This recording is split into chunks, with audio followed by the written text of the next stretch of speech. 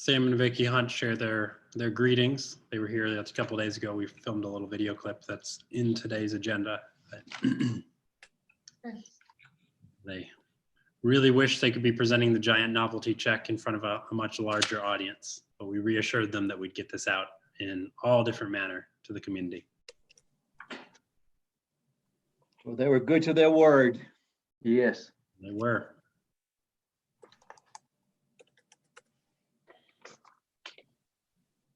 I like these public-private partnerships a lot. Yes. Thinking about that on the Greenway today. That was a lot of different folks that put funding into that on the Greenway on Front Street. It's really turned out beautifully. It's wonderful to see so many folks out there right now. Yeah. That and the Willowbrook Park Arboretum. Yeah, lots of folks walking that as well.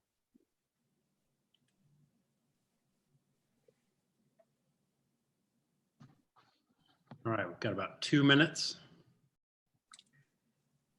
Waiting on Beverly to come in. She has not come in, neither has David Huffman.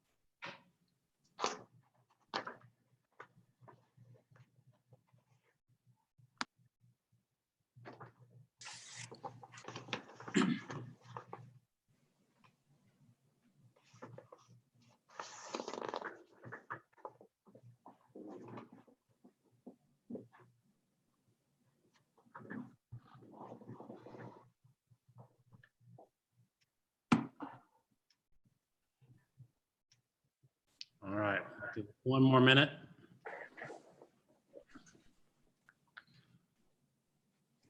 Scott, Beverly indicates that she feels like she's dialed in.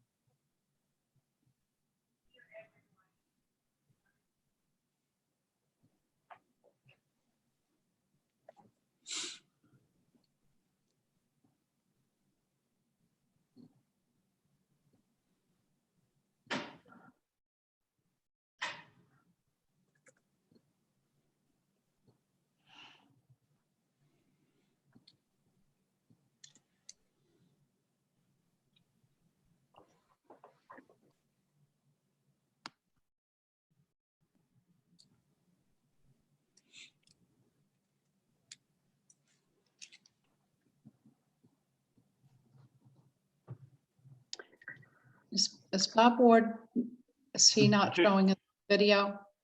Yeah, I don't know why my name is up there, but the little picture is not there. I don't know why. Can you check your video settings down in the corner Up at the top? or at the top?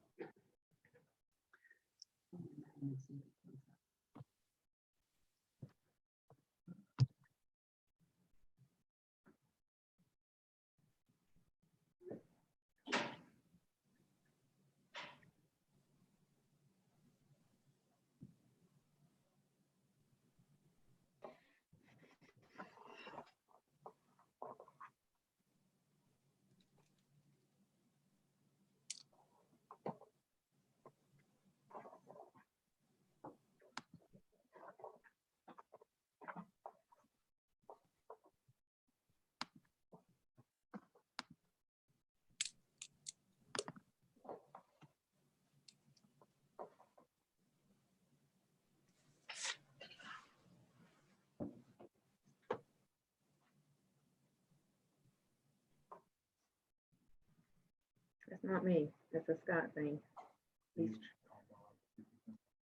It's Scott. It's not. Scott's got to give him. It's not Bob. Nope.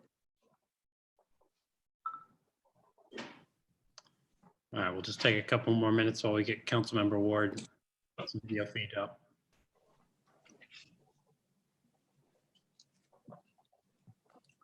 Mayor Scott's working on that aspect. He's trying to get that straightened out. Okay.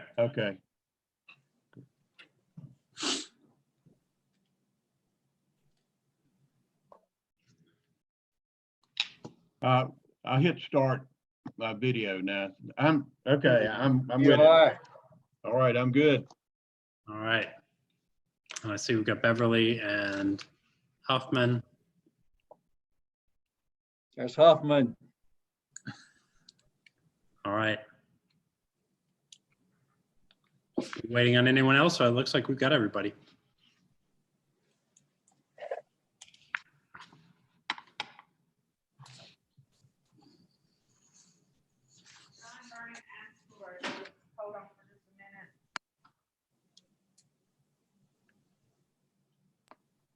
We're working through YouTube technical detail, so we'll take just another moment as we get rolling.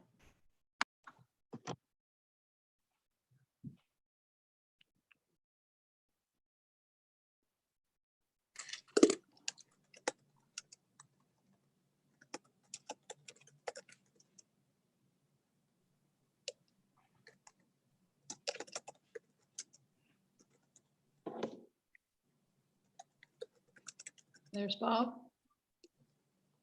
David, Rachel.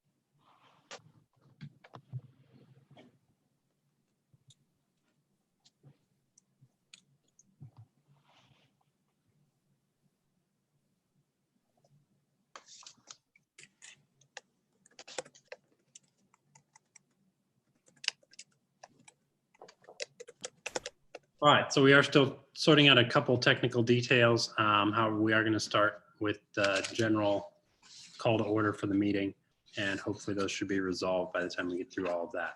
So, good evening. I'd like to welcome everyone to the May 5th, 2020 Burlington City Council meeting. For this meeting, the City of Burlington is convening by Zoom video phone conference as posted on the City of Burlington's website, identifying how the public may join. Due to the coronavirus pandemic, this meeting is being held via the Zoom platform. The meetings are being live streamed on the City of Burlington's YouTube page, and that's part of the technical detail we're working through right now. And that page is youtube.com/COBNC. Please note this meeting is being recorded. If anyone is having technical or connection difficulties, please contact our public information specialist, John Vernon, at 336-513-5440 for support. Again, that's 336-513-5440.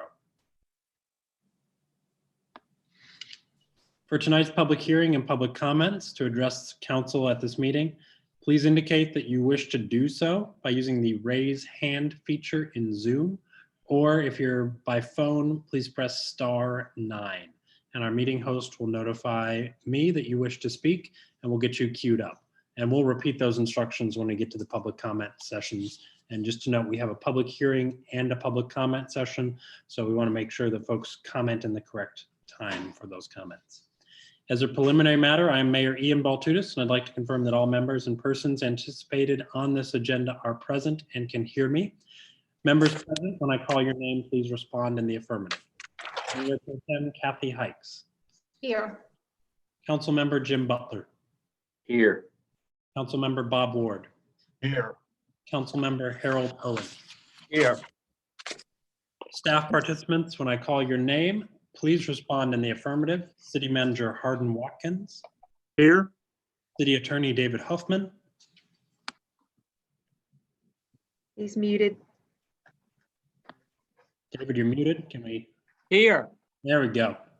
Interim City Clerk Beverly Smith, Here. Assistant City Manager Nolan Kirkman, Here. Assistant City Manager Rachel Kelly, Here. Mike Nunn, Here. and Sonia Randolph. Here. Excellent. At this time, I'd like to ask that we take a moment to reflect. We are thankful for this day that has been given to us, for its opportunities and its challenges. We ask for strength, insight, wisdom, and guidance as we forge ahead, keeping in mind always the enduring values of life, exerting our efforts in those areas and on those things upon which future generations can build with confidence.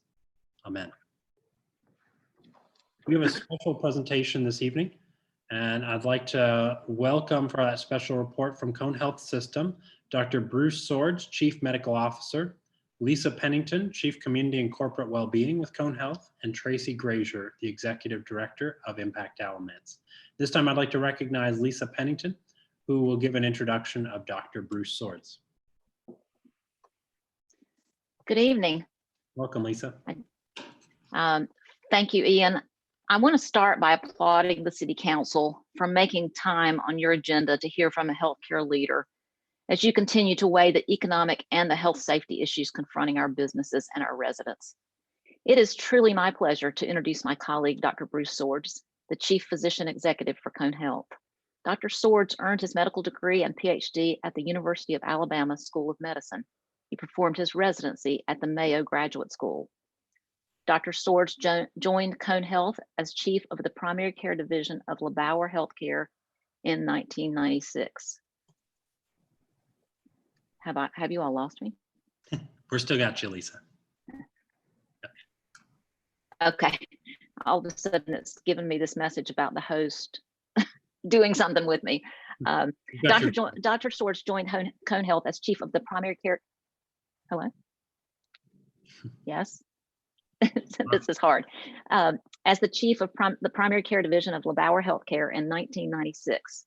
He became Vice President and Chief Medical Information Officer in 2009 and was instrumental in Cone Health's successful move to an electronic medical record, Cone Health Link, more commonly known as EPIC.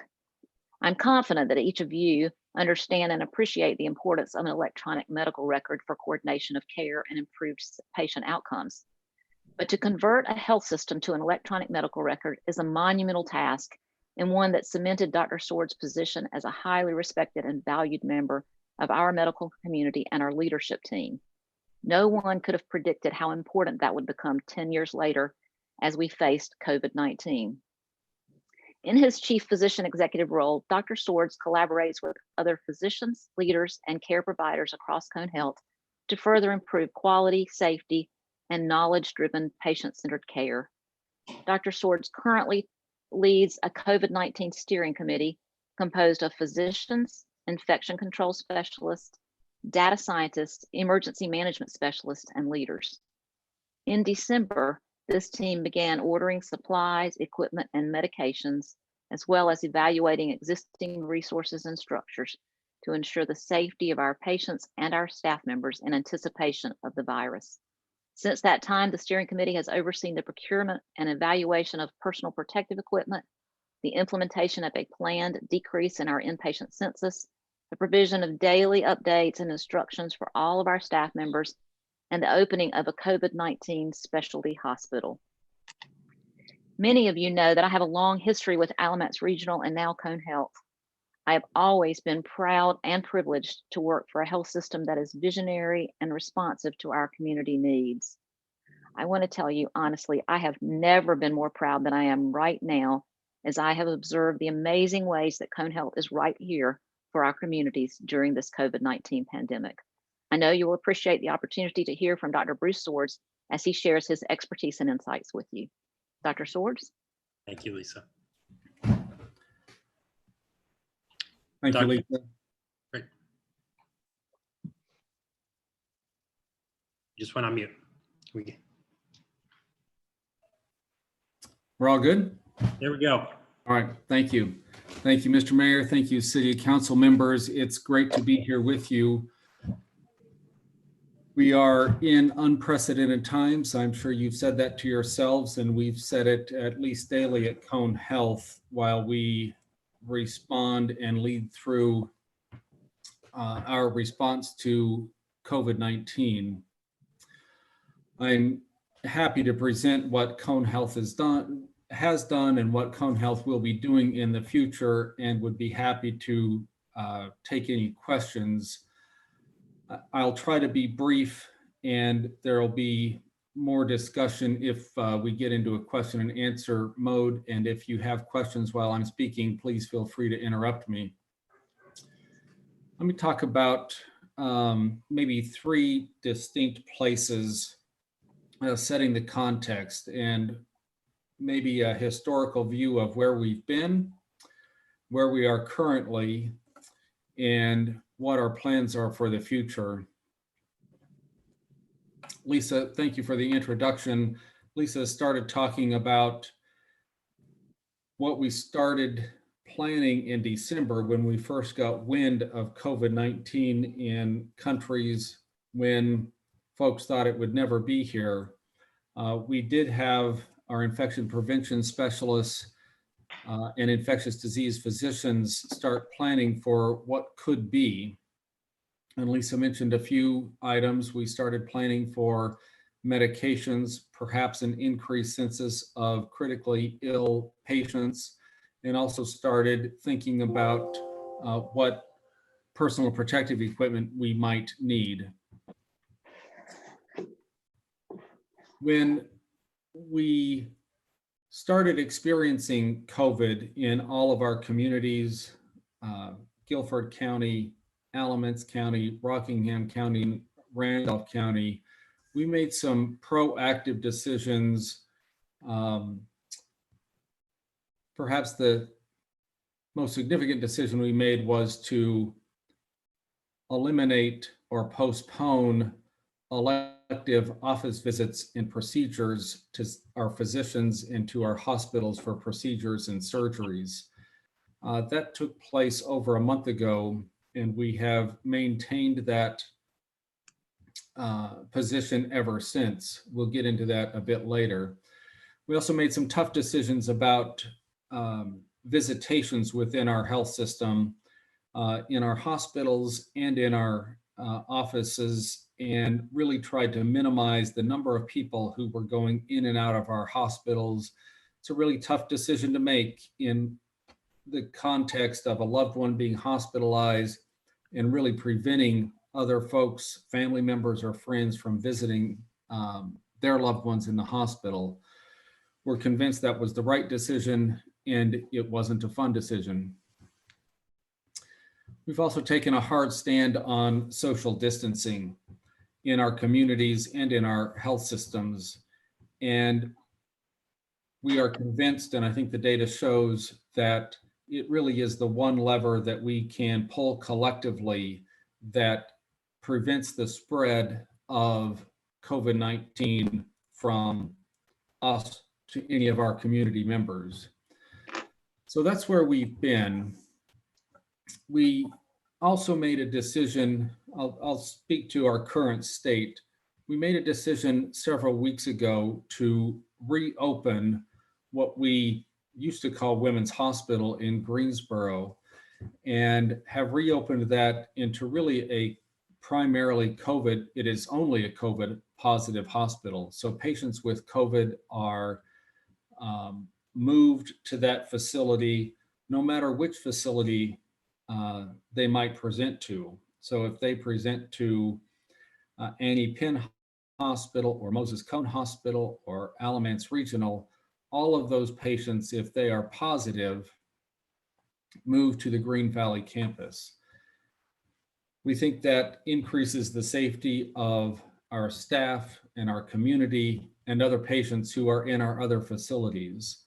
And cohorting those patients in one facility has also made it easier for our care teams to take care of patients who they know are COVID positive instead of wondering whether they're COVID positive.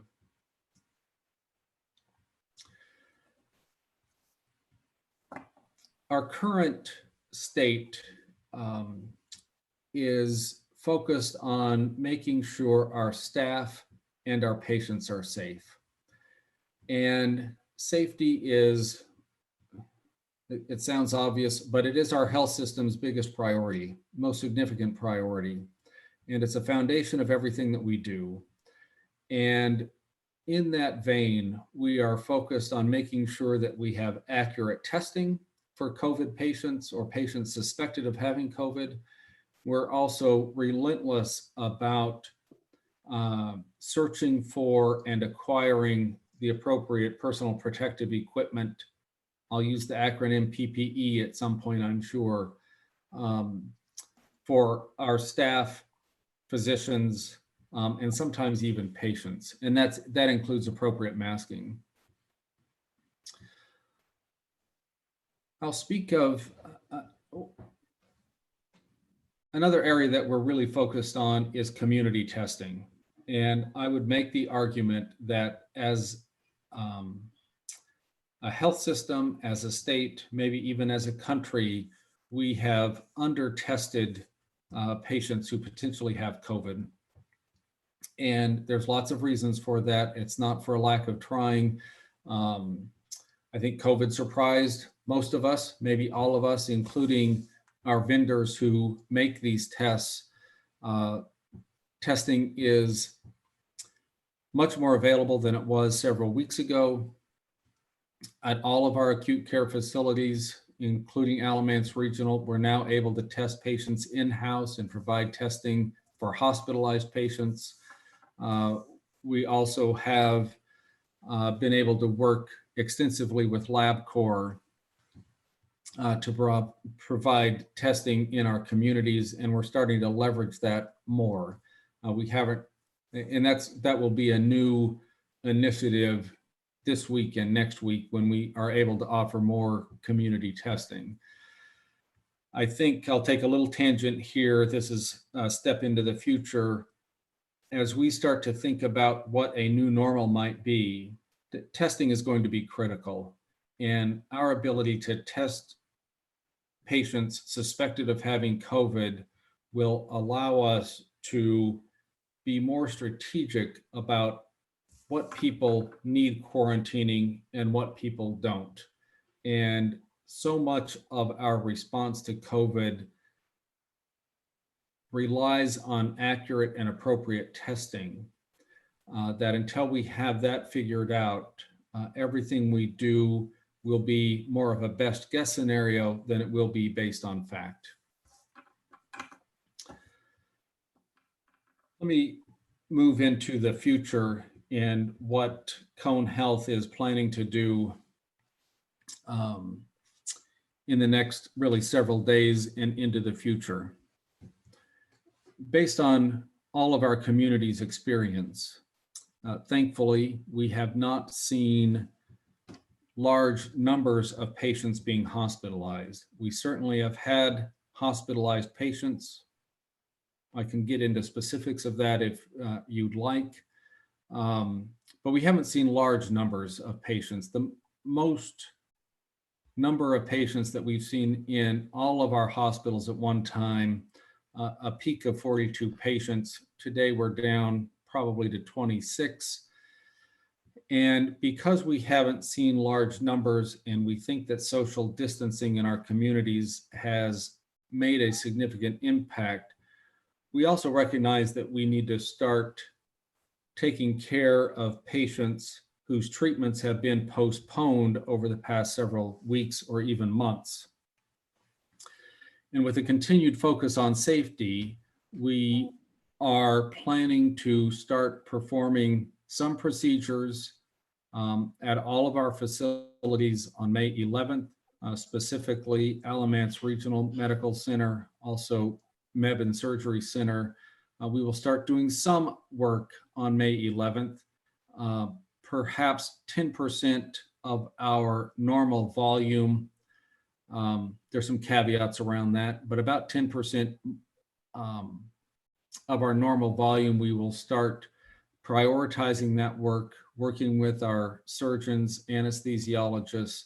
We will also start opening up some of our Cone Health offices to take care of patients who really need a face-to-face visit as opposed to telehealth visits.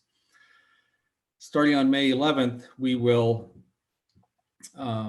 track several metrics, including number of people in our hospitals with COVID, how many patients, people in our communities with COVID, to make sure that we're have some level of stability. We will also track transmissions within our hospitals if we, heaven forbid, have one. Other important dependencies for us moving forward with elective surgeries is to make sure that we have appropriate PPE for our staff and appropriate testing for all of our communities. So there's some hopeful news that we can start providing necessary care for patients whose care has been postponed over the past 6 weeks. And we're taking this in a very gradual way to make sure that we can do it in the safest way possible. Very high level overview of our past experience, our current experience, and what we think we'll start doing over the next week, 2 weeks, and months into the future. I'll take a pause there and see if there are questions or comments. Thank you, Doctor. To our council members, are there any questions you'd like to pose at this present time? If I could, yes. You mentioned increased testing, and the concern that I've had voiced to me by several people is maybe the confusion of how someone may be tested and would they need a how we go through that process through their general practitioner, or what's the process and how many, when could that potentially occur, especially as we're beginning to see more and more movement out in the public? It's a good question, and maybe I'll start with what an ideal state would look like. And so ideally, I could make an argument that testing should be performed at a primary care office, an urgent care clinic, you name the site, we would have testing there. It sounds good in theory. In order to obtain a test, it's not the most comfortable test in the world because someone's swabbing the back of your throat aggressively. And in that process, it's possible that you could cough and really infect the person who's getting the test. So to prevent that, that person has to wear PPE. So you start seeing how increased testing would increase PPE utilization. But that would be an ideal state. We wouldn't worry about PPE. We would just worry that someone's getting the appropriate test, it's sent off, the result comes back in a reasonable time frame, let's say less than a day. And then in that scenario, the patient is identified of their results, and if positive, that person could be strategically quarantined.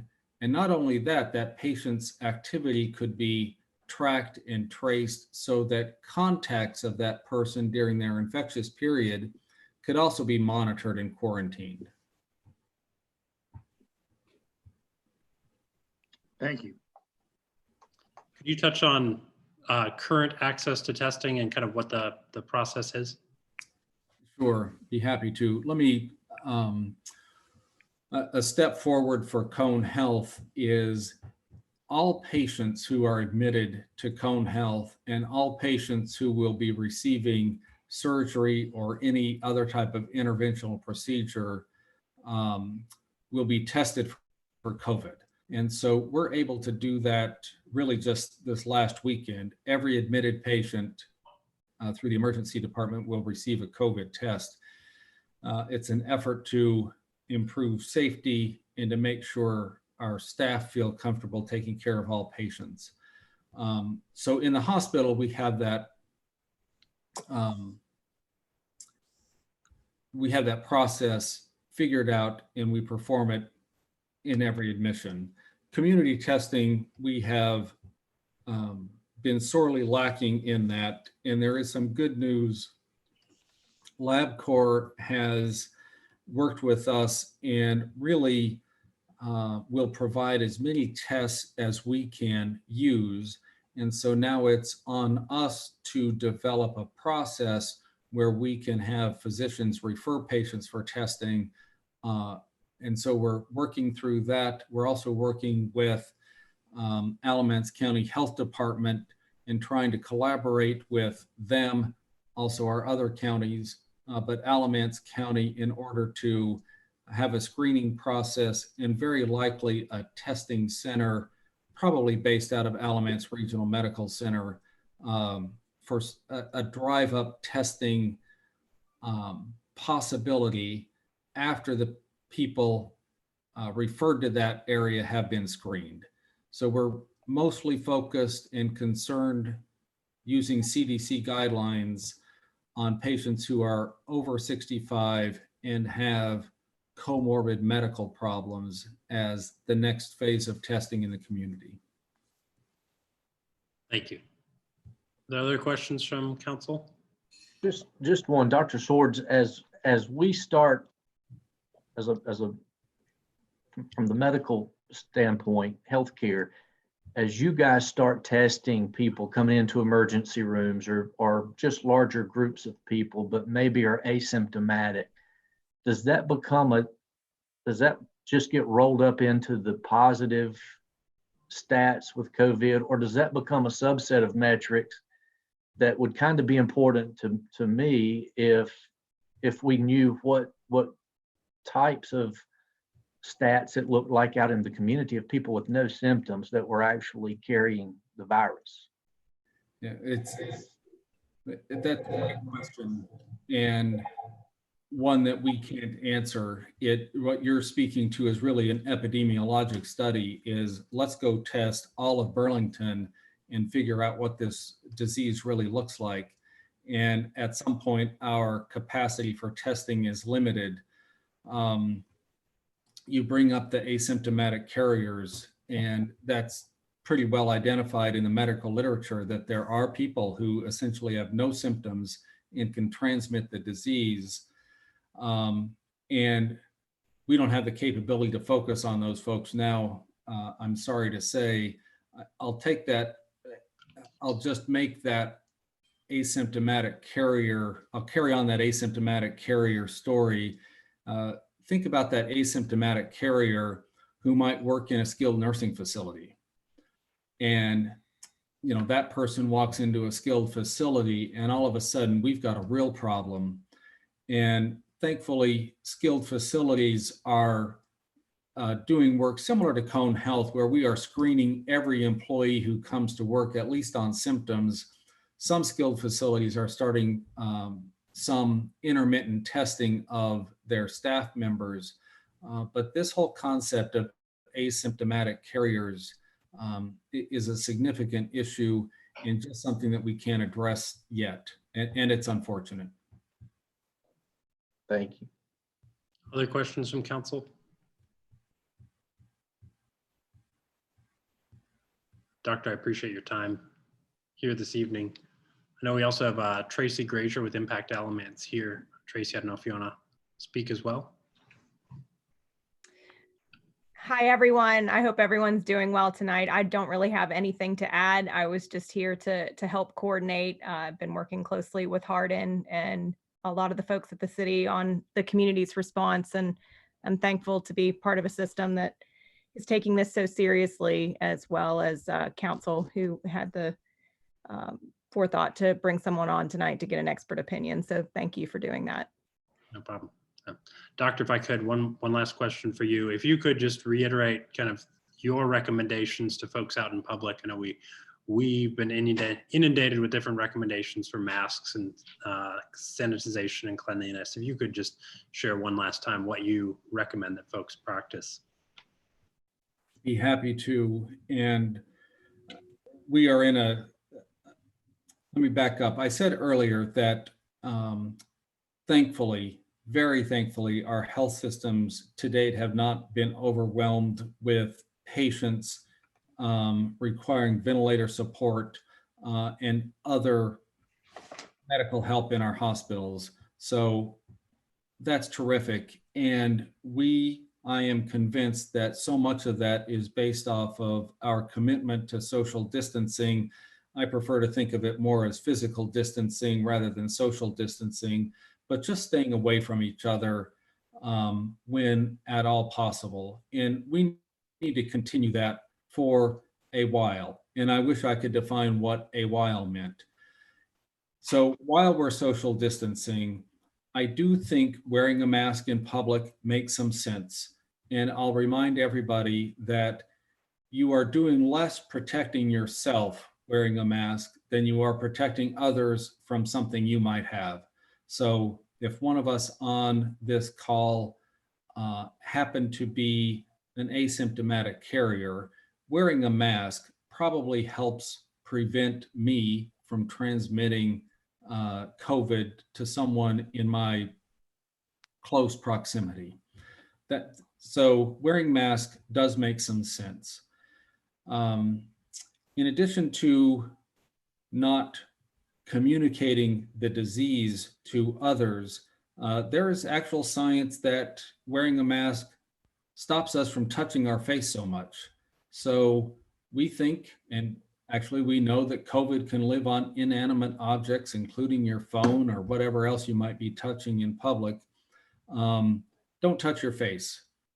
We know that if you, COVID can be transmitted through mucous membranes, your mouth, your eye. If you swallow it, it's not that big of a deal, but those are really the issues. Stay away from each other, other than the people that you live with. Wear a mask, don't touch your face, wash your hands. Thank you, Doctor. Any last questions before we transition to the next part of our agenda?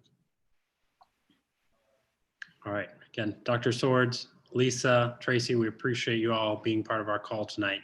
I think it's very pertinent that we had your insights included in our agenda. So thank you. Thanks for having us, and we're happy to come back whenever you'd like. Excellent. Thank you. All right, next on our agenda, we have a special presentation from Pause. A video of Vicki and Sam Hunt was previously recorded and will be shown for tonight's special presentation by Pause. So we'll call up that video right now.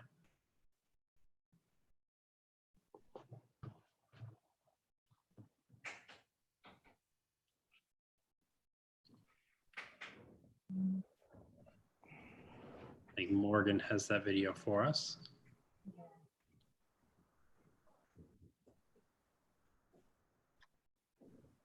Let's see. So Pause has been working diligently with the guidance of Sam and Vicki Hunt for quite some time. I think almost 2 decades or more, supporting our animal services. And right now we're working on our new animal shelter. If you haven't been over there, check it out. We encourage folks to drop by in a safe manner when you're allowed to. I know they've also been working under the current situation to make sure that animals continue to get placed.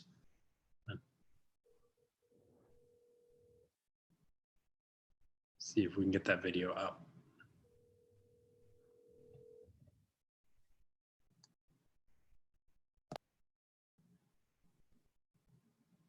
Coming.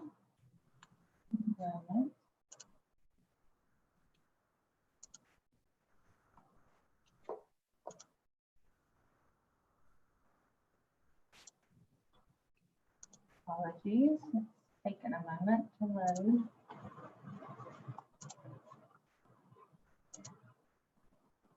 There we go. There we go. Innovated and expanded Pet Adoption and Resource Center is almost complete.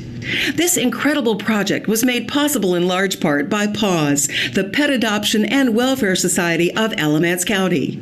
For almost 20 years, PAWS has been a champion for animals in our community, and through their tireless efforts, raised $750,000 for the construction of the facility. On May 4th, 2020, the chairman of PAWS, Vicki Hunt, and Sam Hunt presented the city with this amazing gift. When PAWS started in 2002, adoptions at the shelter were 211 a year. And as we stand here today, even though things have slowed down with the pandemic, we will be averaging close to 4,000 adoptions a year, which is a really, really great journey we've been on for us and for all the animals that have been saved every year. We wish our board could be here with us today, and I want to mention them: Anita Butler, Lisa and Perry Nichols, Bill Smith, Dick Shirley, Lane Williamson, Jim McGill, Sam and Krista Hunt, Terry Crenshaw, Sarah Moore, Mary Lou Crenshaw, Sherry Anderson, and Lori Rose. About over half of our board has been with us since the very beginning, and some of them are new. All these folks and many more have worked tirelessly for Alamance County's homeless animals. I want to stress this new shelter is about our whole community coming together for the animals. The Burlington City Council was our first ask and our very first yes. But every visit to Alamance County commissioners resulted in a yes. In fact, no commissioner ever voted no to PAWS or the animals. The other cities and towns of Alamance County support the shelter each year, the operation part of the shelter.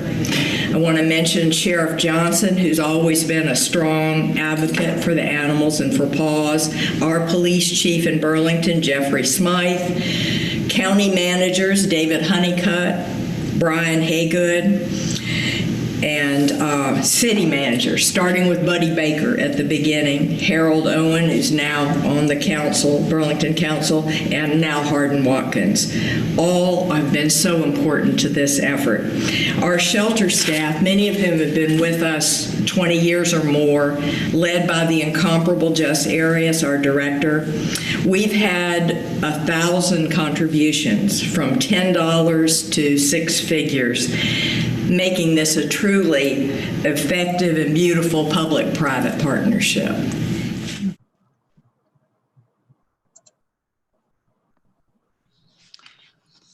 Thank you again to Sam and Vicki Hunt and their leadership and dedication to our community.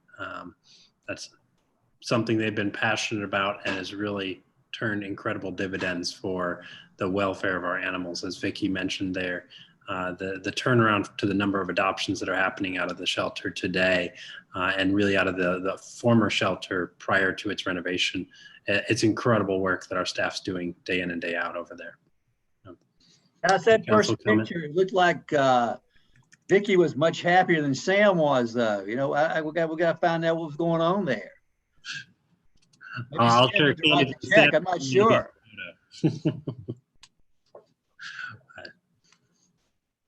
Any other council comments on that? You know, I do want to say one thing. Harold, this goes back, and Bob and David knows this. I remember when we had our first city county meeting to discuss this endeavor, and Vicki's tenacity and the desire of her board to get something done. And Sam and Vicki's always out front, and they've obviously done a phenomenal job for so many years, but their board is truly, the folks that she mentioned by name have been with them a long time, and they've all been committed to this thing together. And Kathy, I think Kathy said it earlier about loving public-private partnerships, and that is probably the definition of one right there, and how well they've been able to do this. Any other council comments? We're happy to receive other large novelty checks. They comply with social distancing parameters. If anyone wants to instigate another public-private partnership for us. All right, next on our agenda, we have a couple proclamations, and we'll begin with a proclamation for our Link Driver Appreciation Week. It's in recognition of Link Transit Driver Appreciation and Link Transit's 4th anniversary. Whereas on June 6, 2020 marks the celebration of the 4th anniversary of Link Transit. And whereas Link Transit is the local transportation partner serving Burlington, Gibsonville, and Alamance Community College. And whereas the goal of Link Transit is to improve the quality of life for residents by providing a safe, reliable, and cost-effective mobility solution for our community. And whereas Link Transit has provided over 350,000 rides to members of our community in the past 4 years. And whereas Link Transit drivers provides approximately 375 safe, reliable, and cost-effective rides every day to members of our community. And whereas Link Transit drivers continue to offer services as essential workers during the 2020 COVID-19 pandemic, and to provide transportation for other essential services. And whereas in the midst of the COVID-19 pandemic, ridership trends have significantly changed, suggesting that more residents are using Link Transit to access essential services. Now, therefore, Mayor Ian Baltutis and the Burlington City Council do hereby deem it an honor and a pleasure to extend this proclamation in recognition of Link Transit drivers in honor of Link Transit's 4th anniversary. The City of Burlington appreciates and admires their commitment to providing an essential service to our community and is grateful for the positive impact Link Transit has had on our city.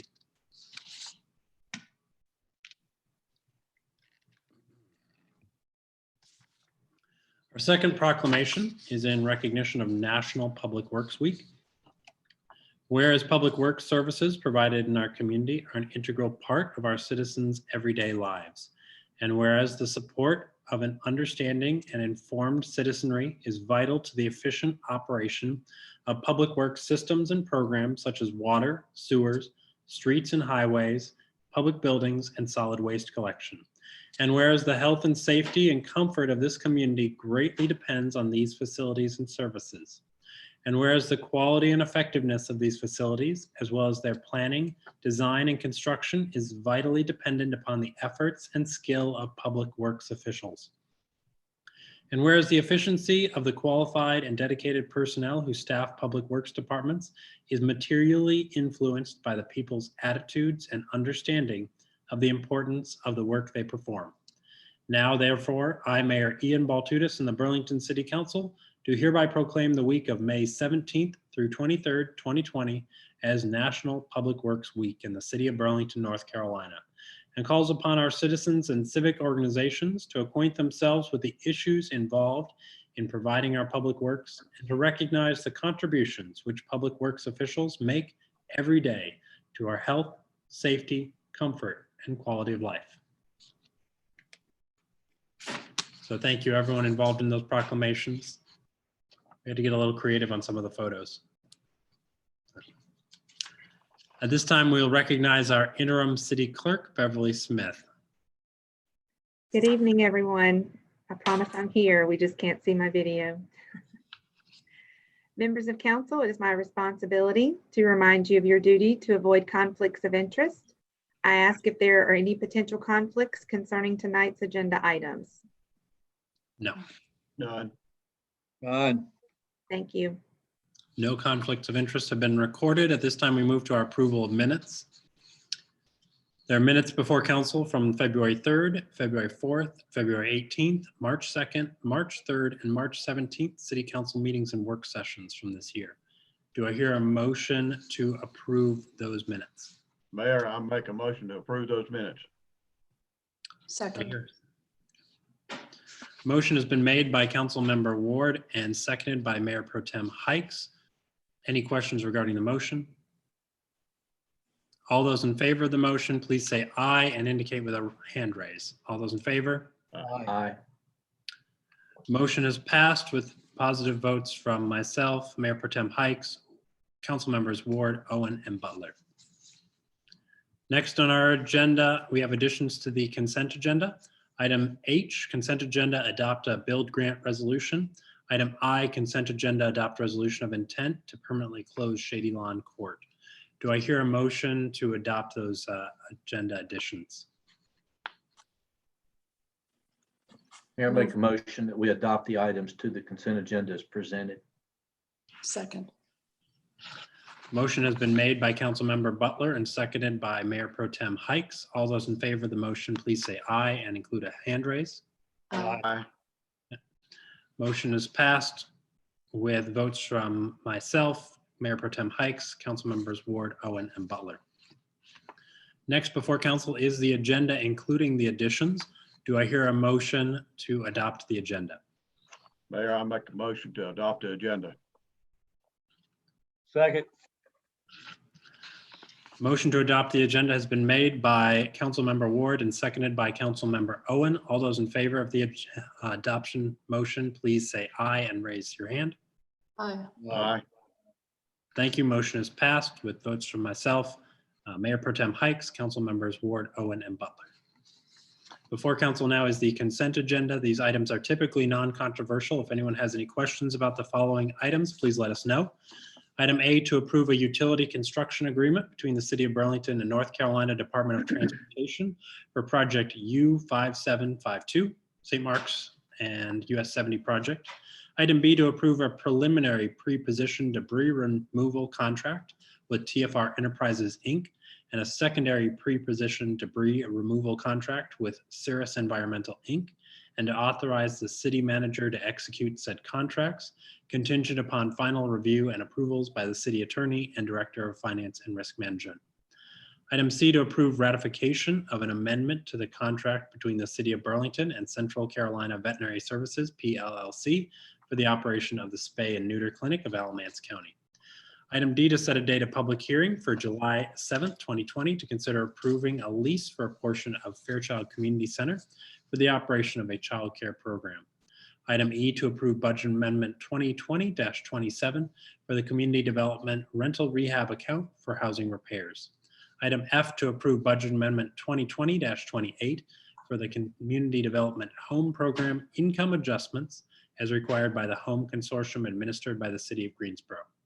Item G, to approve budget amendment 2020-29 to amend the Denzel Carousel Restoration Project Ordinance.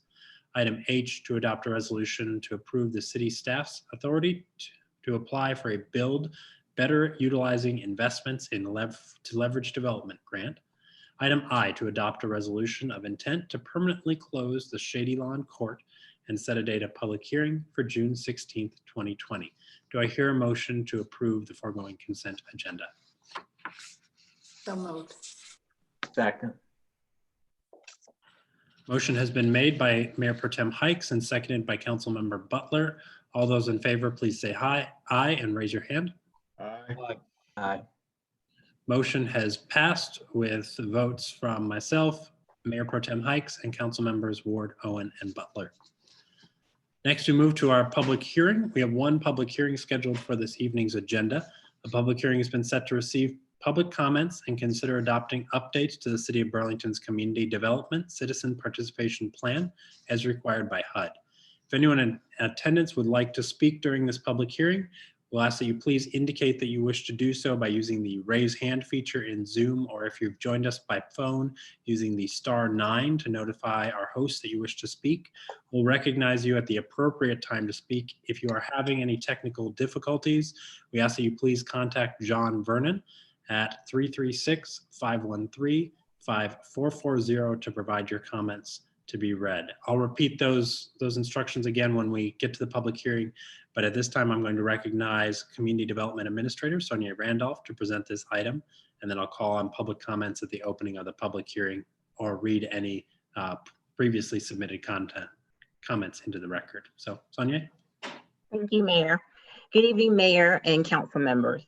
The Planning and Community Development Department requests that council approve revisions to the Citizen Participation Plan.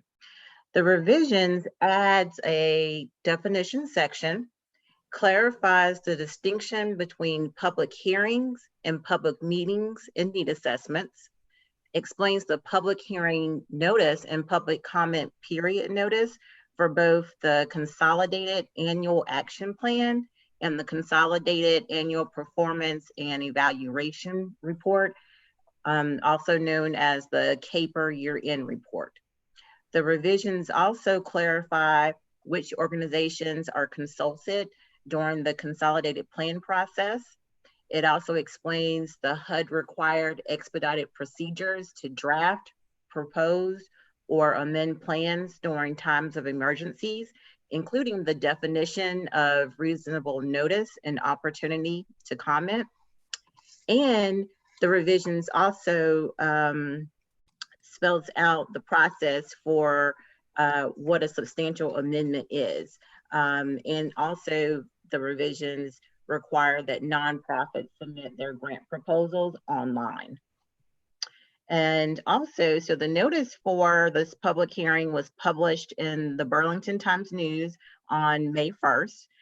The notice, as well as the proposed citizen participation plan and the current participation plan, were also posted on the city's website on April 29th, along with a comment submission form. The comment period ended today, May 5th, and to date, I have not received any comments. Thank you. Any council questions before we begin public hearing? Sonia, did I understand that you can only apply online? Is that the meaning of that particular phrase? Can you apply hand delivered? For nonprofits, they need to submit online. We actually have a grant management system called Neighborly. And so that way it allows for us to collect all of their documents, all of the documentation online, and allows for us to score online. And also kind of keeps up with the timeline of their submission. Okay. All right, at present, we do not have anyone requesting comments, but again, those instructions are, if you are joining us via Zoom and in the meeting app, we ask that you use the raise hand feature and it will notify our moderator that you wish to speak. If you are joining us by phone, you can press *9 now, and it will get you a place in line to speak regarding this public hearing. And then if you are having any issues, we ask that you contact John Vernon at 336-513-5440. So we are in the public hearing portion of this agenda item. All right, it looks like we have a comment through the Zoom app. At this time, I'd like to recognize Barbara Enoch Day. Barbara, if you could go ahead and state your name and address just for public record, and then begin your comment. Barbara Enoch Day, 809 Ray Street, Burlington, North Carolina. And I might be a little confused here with the comment. I don't have any comment on what Sonia just talked about, but I do have a question. Am I too early? A question regarding the community development program, or are you looking for a question or comment for our general public comment period? For the general. Okay, then we're going to go ahead and put you back on mute, and we'll bring you back on for the general comment. All right. We're going to scan through the rest of our public comment and see if we have anyone else. We'll take just a moment for this. Again, if you are joining us via Zoom and wish to comment on item 1 of our public hearing agenda, you can raise your hand now through the raise hand feature or press *9 on your phone.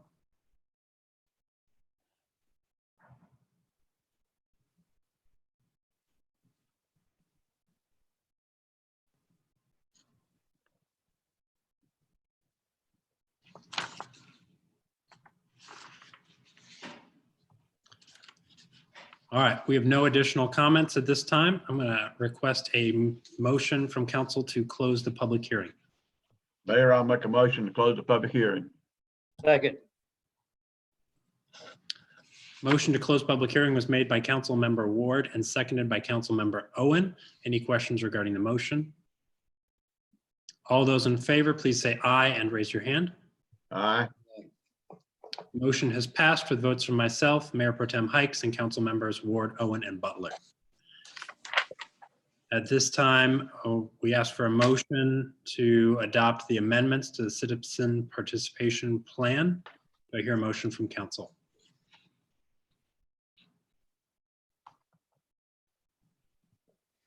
Mayor, I make a motion that we adopt the amendments to the citizen participation plan as requested. Thank you. And I think Mayor Pro Tem Hikes was on mute. Did you have anything you wanted to add, or do you want to second that motion? I'll just second the motion. All right, thank you. Councilmember Butler has made a motion to approve. Mayor Pro Tem Hikes has made a motion to second. Any questions regarding the motions? All right, all those in favor, please say aye and raise your hand. Aye. Aye. Aye. All right, motion has passed with votes from myself, Mayor Pro Tem Hikes, and Council Members Ward, Owen, and Butler. That concludes our regular agenda. Now we are in our public comment period. Similar to our public hearing, this is an open time period where any member of the public may make a comment.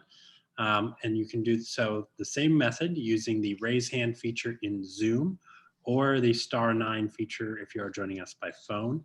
If you have any questions, you can contact John Vernon at 336-513-5440. And so we're going to bring Barbara Enoch Day back in at this point. Barbara, if you could just state your name and address again for the public record, and then you can make your public comment. Barbara Enoch Day, 809 Race Street, Burlington, North Carolina, 27217. And good evening, Council, City Council, and Mayor. My question is, what is the financial shape of the city of Burlington as it pertains to this pandemic? Are we in excellent, good, fair, poor? Is there any furloughs pending? Because I'm hearing, from around the country about, different local governments that are suffering. Thank you, Mrs. Day. Generally, it is the policy of council to take these as public comments and not a question answer, but I will ask the council if we'd like manager to just give a brief statement regarding that. Yeah, I think that's a very valid question and one that the public certainly needs to understand. I'd like to address that, Hardin, if you don't mind. Hardin, if you wouldn't. Yes, sir. Thank you. Thank you, Ms. Enoch Day, for the question. It's a wonderful question, and it's all on the forefront of all of our minds. The good news, I'll lead with the very, very good news, is the city has been very wise in the past few years, the past several years, past decades, about taking care of its finances and putting money aside in fund balance. Folks hear that in theory when the sun is shining, if you will, and when it's not a rainy day. Folks hear that and wonder why we have fund balance. And so you have fund balance and you build those things into place so that when you have bad times like this, or when there's some interruption in your revenue sources, you're prepared to handle that on a cash flow basis to get you through the bad times. So that is exactly what we've done. There are recommendations from the Government Finance Officers Association, from the State Treasurer's Office, from the League of Municipalities, and others about having a set number of months of fund balance in place so that you can weather storms such as this one. And indeed, we're positioned to do that. The city has done a wonderful job, predates my arrival here, of setting aside dollars and having that ready for circumstances just like this. So on a cash flow situation, we are in very, very good shape, and we're confident we'll get through the end of this fiscal year just fine. So I think the things that concern us, so this, the timing of the coronavirus, and it hits as we're preparing our budget. And so obviously we don't want to be dealing with coronavirus. We don't like all the negative implications that come with that and all the bad things that are happening in our community. However, the timing in terms of preparing next year's budget is good. We are in the process of developing that budget. And again, upon advice of the State Treasurer's Office, we will push our final budget projections for next year, looking into next fiscal year, which begins for us July 1st. We will push that into June so that we have the best and most complete information available as we move into making our decisions for next year. So what that will happen, as I said, in the month of June. So it gives us another 30 days or so for us to see what is happening in the economy. Is the economy rebounding? What are the figures that are coming in from sales tax? What are the figures that are coming in from property tax collections? What are the figures of folks that are paying their water and sewer bills and paying their stormwater fees and paying their solid waste fees? So the more data we have, the closer it gets to June 30th, the better decisions we can make. And so we're working on that diligently with our budget team and taking a look at that on a daily and weekly basis. We have participated in state, national, and regional seminars and conferences with our peers. It is on the mind, as Mr. Butler said, it's on the mind of everyone across our state, and we're trying to make sure we're thinking of all those things. I have had individual conversations with all of our council members too, as we think through kind of where we're headed with these things and to get any advice and input and ideas they may have. Because folks some of this is going to be similar to the downturn in 2008, 2009, 2010. We want to make sure we remember all those lessons from that time period as well. So for now, we're in really, really good shape to get through the end of this fiscal year. We obviously have an eye looking to the future. You asked a question about furloughs. The city has frozen its vacant positions, and except for just a handful that are in some very key areas. So we're not bringing on any more staff, total full-time and part-time. That nets out about 25 positions. They're currently frozen, and those will be frozen obviously through the remainder of this fiscal year and the majority, if not all, of next fiscal year until we see what's happening with our economy. So that is one of the easy things that we can do. One of the other things that was very immediate that we were able to do is we eliminated all travel outside the community. So city employees now may travel only to Guilford or Alamance counties. Obviously, Burlington's in both counties, so we have to be in those two places. But beyond that, there's no travel, which is for multiple reasons, for health, safety, and to slow the spread of the disease. But also that's a fiscal savings for us as well. We froze our annual spending a little earlier than we normally do. We normally freeze that before the end of June 30th. We froze that this year about 40 days early in response to the coronavirus. And so that's going to help us with our financial position as well. So I can talk, unfortunately, my teammates will know that I can talk about this for probably half the day. I think the mayor probably would like me to wrap it up, and then I'll see if that was an adequate answer, Mr. Butler, if that covered the things that you had on your mind. If so, I'll be happy to elaborate further. You know, I would like to add one piece to that, and we discussed it at the work session yesterday evening, that we did receive some federal monies for specifically for link transit through the TAC. So I think it was, best I recall, is in excess of about $3 million. So the really good news is some of our major services like link transit has been shored up already. So as we start coming out of this and we see where the rubber really hits the road and where our shortfalls are going to be, that's at least one key service that has been sort of protected, if you will, and will help us keep on path with regarding the swapping of our assets and getting new buses and things like that. And so that was a great question. I really do appreciate you bringing that up. Well, thank you. All right. Any other comments from council on that? We are still in our public comment period. I'm not getting any indication that we have any other comments, but again, this is the time if any members of the public are on the call and wish to use the raise hand feature in Zoom or the *9 on their phone if they've called in.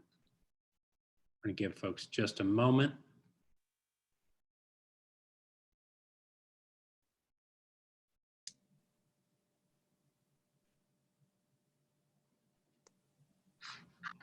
All right.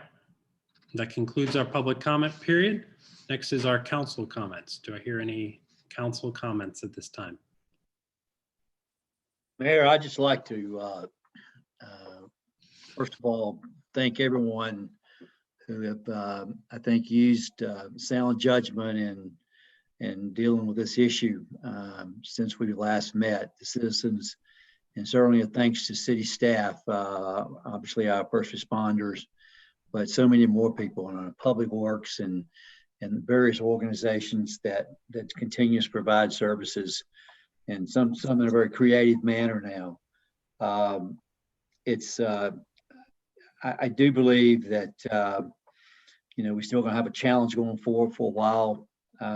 It just depends on, again, how people react to the governor's actions as of today, I think, in terms of what's going to happen with our community. But in dealing with people across the state, this is a real issue. And frankly, we talked about funds and so forth. There's many communities in our state who truly do need our congressmen and our senators to consider some opportunities for some funding for our state and local governments, potentially to get through this, because we're just talking about one fiscal year now and starting a second fiscal year. And as you indicated, in 2010, that situation really took us to 2014 before we got back to 2010 revenues. We don't know what's going to happen this time, but certainly I think most communities in our state certainly would very much be in favor if we could potentially have some federal help in this effort for operations. Thank you. Other council comments? The only comment I would make, I did not see the governor's press conference today, so I understand we're entering into sort of phase one. Pardon, could we get a brief summation, just very brief, nothing intense, that may show as we're entering in phase one? I think I heard that our local orders, if they're more strict, can still supersede the executive order, the EO that he's putting out. So I'd like to see where that is. I mean, I'm still very mindful of our small businesses and those that have really been harmed the most by this and probably have the least assistance out there. So if we could just take a comprehensive look at that as things start easing up, I'd like to kind of see where we're tighter than what the state is entering into phase one, so we can start looking at loosening some of those items up. Yes, sir. Would you like me to comment on that now, or is that a report? If you can, if you're okay. Yeah. So as we've amended our second amendment to our state of emergency, basically the two areas in which we're more stringent than the governor's orders at this moment are just our prohibition on interior car washes. This is where Auto Bell and places like that where folks would get inside your car to do vacuuming and work. So we do not currently stand, we do not allow that. And the only other area where we're more restrictive at this moment would be for funerals and cemeteries. We have a limitation of no more than 10 persons at a funeral or at a cemetery graveside service. And the governor's current, it's now Executive Order 138 that goes into effect on Friday. He allows 50 persons at a funeral. We allow 10. And then we just sort of have a general provision that we say no more than 10 folks no more than 10 persons at a social gathering. And the governor does reiterate that language. So I think the short version is the only thing we're really stricter on at this moment: interior car washes, funerals, and cemeteries. Good. Thank you. Any other council comments? I will echo Harold's point regarding just kind of the challenge that we face, but also the fact that we recognize that cities like Burlington are truly the engine of our economy here in North Carolina. And so rest assured, we're working diligently, especially our economic development team, hand in hand with partners throughout the community like the Chamber of Commerce and Alamance County, to make sure that our businesses are empowered and supported to come out of this as strong as they can, all things considered. So, but we also recognize that human talent and life are really what helps that engine thrive. And so ultimately our goal is to protect our community. So as Councilmember Butler mentioned regarding the governor's phase one executive order, that does officially go into effect May 8th. That's Friday at 5 p.m. And so more details will be available on the city's website, explaining kind of the changes there and helping folks navigate through that. Other council comments? All right, again, just a huge thank you to all the staff members who helped make this virtual meeting happen. There's a lot of work going on behind the scenes to make sure that we had the technology and all the tools to help be ready for your public comments. This is a new realm for city government all across the country and government in general to be able to maintain trust and transparency in this new world that we're living in while also protecting health and safety. And I want to commend everybody who helped make this meeting possible. It will be available online, and we'll see about how we have to continue to use this tool as things progress in the coming weeks. So big thank you to everyone there. Without hearing any further comment, I'll ask for a motion to adjourn. So moved. Councilmember Owen has requested a motion to adjourn. All those in favor, please say aye. Aye. Aye. Motion has passed with votes from myself, Mayor Pro Tem Hikes, and council members Ward, Owen, and Butler. Thank you everyone for joining us this evening, and we hope you have a safe rest of your week. See you, everyone. Here. Take Thank care. you. Good night. Night. Stay safe. You too, Bob. See you.